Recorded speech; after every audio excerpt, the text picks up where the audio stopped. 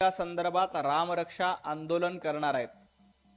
माझी उद्धवजी ठाकरे यांना विनंती आहे की आपण रामरक्षा आंदोलन करण्यापेक्षा पक्षरक्षा आंदोलन करा।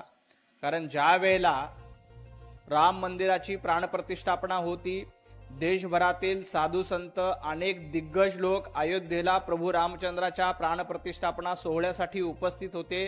त्यावेळेला उद्धवजी ठाकरे मातोश्रीमध्ये बसून होते।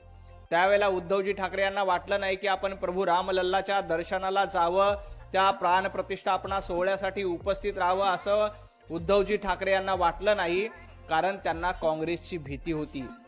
ज्या काँग्रेसनं प्रभू रामचंद्रांचं अस्तित्व नाकारलं, ज्या काँग्रेसनं प्रभू रामचंद्राच्या मंदिराला विरोध केला, ज्या काँग्रेसच्या मुळे एवढी वर्ष प्रभू रामचंद्रांचं मंदिर अयोध्येमध्ये होऊ शकलं नाही, सुप्रीम कोर्टामध्ये देखील प्रतिज्ञापत्र सादर करून रामाचं अस्तित्व नाकारलं, त्या काँग्रेसच्या दबावामुळे उद्धवजी ठाकरे अयोध्येच्या प्राणप्रतिष्ठापना सोहळ्यासाठी गेले नव्हते। आणि आता यांना प्रभू रामचंद्राची आठवण येते। प्रभू रामचंद्र मंदिराच्या आंदोलनाच्या वेळेला जेव्हा भारतीय जनता पार्टी आणि तमाम हिंदू मंदिर वही बनाएंगे अशा घोषणा देत होते, त्यावेळेला हेच उद्धवजी ठाकरे त्याची खिल्ली उडवत होते, मंदिर वही बनाएंगे तारीख नहीं बताएंगे। उद्धवजी ठाकरे, ही तुमची प्रभू रामचंद्रांची भक्ती आहे? ही तुमची रामरक्षा आहे? काँग्रेसच्या दावणीला आपला संपूर्ण पक्ष तुम्ही बांधून टाकला आणि प्रभू रामचंद्रांचे विचार देखील सोडून दिले। जे उद्धवजी ठाकरे हिंदू हृदय सम्राट वंदनीय शिवसेना पक्षप्रमुख बाळासाहेब ठाकरे यांच्या विचाराचे झाले नाहीत, ते प्रभू रामचंद्रांचे काय होणार? प्रभू रामचंद्रांच्या मंदिराबद्दल तुम्हाला बोलण्याचा कवडीचाही अधिकार नाही। कारण तुम्ही काँग्रेसच्या सांगण्यावरून प्राणप्रतिष्ठापना सोहळ्यासाठी गेला नव्हतात। एवढंच नाही तर जमलेल्या माझ्या तमाम हिंदू बांधवांनो आणि भगिनींनो, हे म्हणायला देखील उद्धवजी ठाकरे तुम्हाला लाज वाटत होती। शिवाजी पार्कवरच्या सभेला तुम्ही जमलेल्या माझ्या तमाम हिंदू बांधवांनो आणि भगिनींनो हे देखील म्हटलं नव्हतात। हे या देशातला हिंदू, महाराष्ट्रातला मराठी माणूस विसरलेला नाही।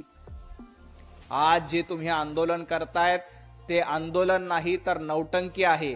स्वतःचा पक्ष वाचवा, स्वतःचं कुटुंब वाचवा, एवढंच या आंदोलनाचा हेतू आहे, एवढाच या आंदोलनाचा उद्देश आहे। याच्या पलीकडे या आंदोलनाचं आणि तुमचं काहीही देणं घेणं नाही। आणि राहिला प्रश्न प्रभू रामचंद्रांच्या मंदिरामध्ये ज्यांनी अपहार केला, त्यातल्या एकाही माणसाला सोडलं जाणार नाही।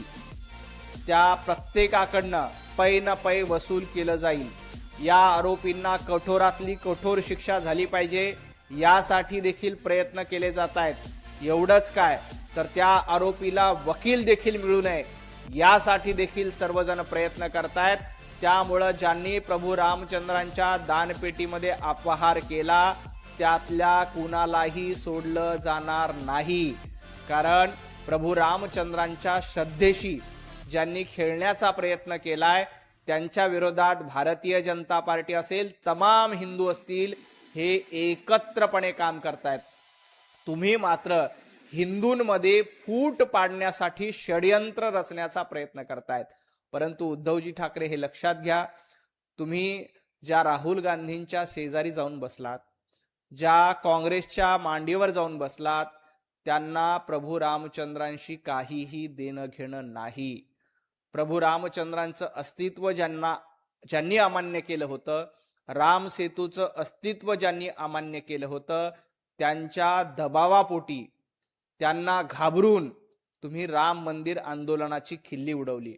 आणि आता तुम्हाला जनाधार गमावल्यानंतर तुम्हाला प्रभू रामचंद्रांचं आठवण येते, त्या मंदिराची आठवण येते।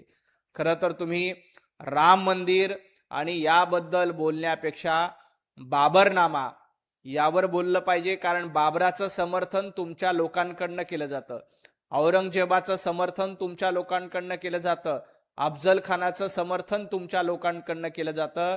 त्यामुळे रामरक्षा करण्यापेक्षा तुम्ही बाबरनामा किंवा अकबरनामाकडे बघा, कारण तो तुम्हाला जास्त पवित्र झालाय।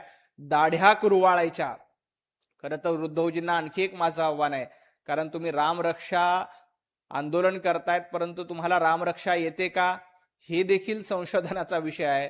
त्यामुळे तुम्ही रामरक्षा म्हणण्यापेक्षा तुम्ही गेल्या काही वर्षांपासून नमाज पठण स्पर्धा, गेल्या काही दिवसापासून जनाब नावानं कॅलेंडर सुरू करणं, असे प्रकार, असे धंदे सुरू केलेले आहेत.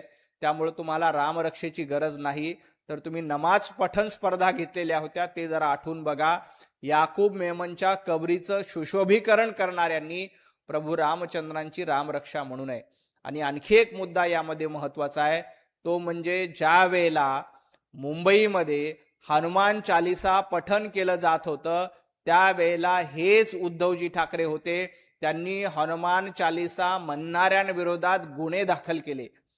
नवनीत राणा यांना 8 दिवस तुरुंगामध्ये डांबलं. का डांबलं?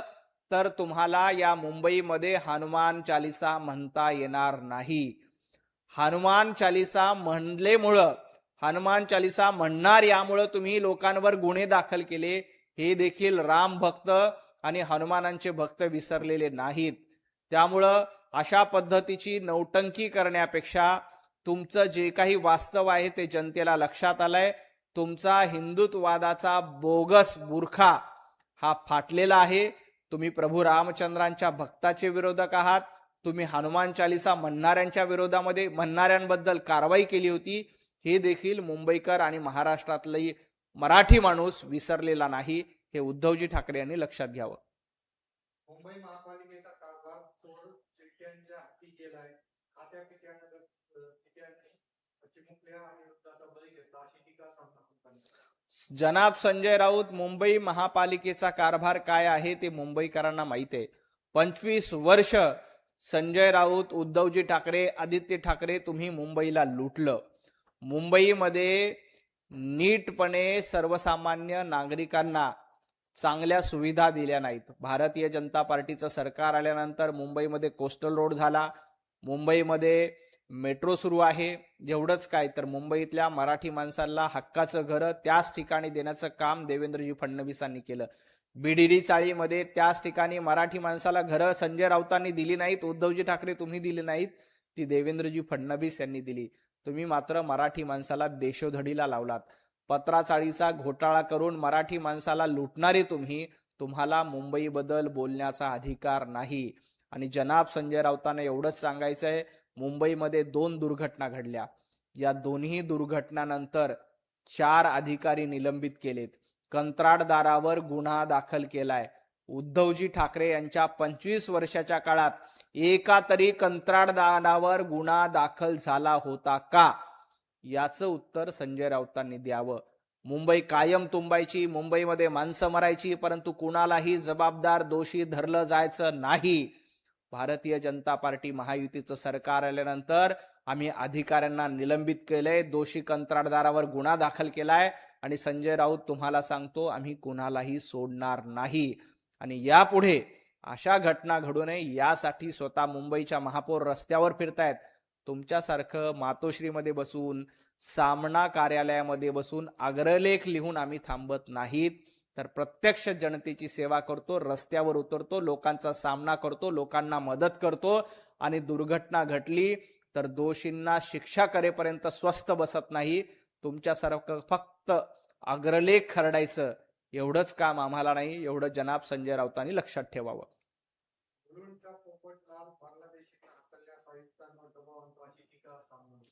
मुळामध्ये बांगलादेशींच्या विरोधामध्ये कारवाई केली तर संजय राऊत यांचा तिळपापड का होतोय?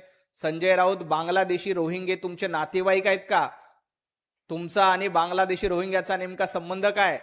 ज्या पद्धतीनं बांगलादेशी घुसखोरांवर मुंबईमध्ये कारवाई झाली की लगेच संजय राऊत यांच्या पोटामध्ये दुखायला लागलं, आग पाखड करायला लागले, टीका करायला लागलेत. मुळामध्ये हे बांगलादेशी रोहिंगे तुमचे कोण आहेत याचं उत्तर संजय राऊतांनी आधी द्यावं आणि मग इतरांना शहाणपण शिकवावं.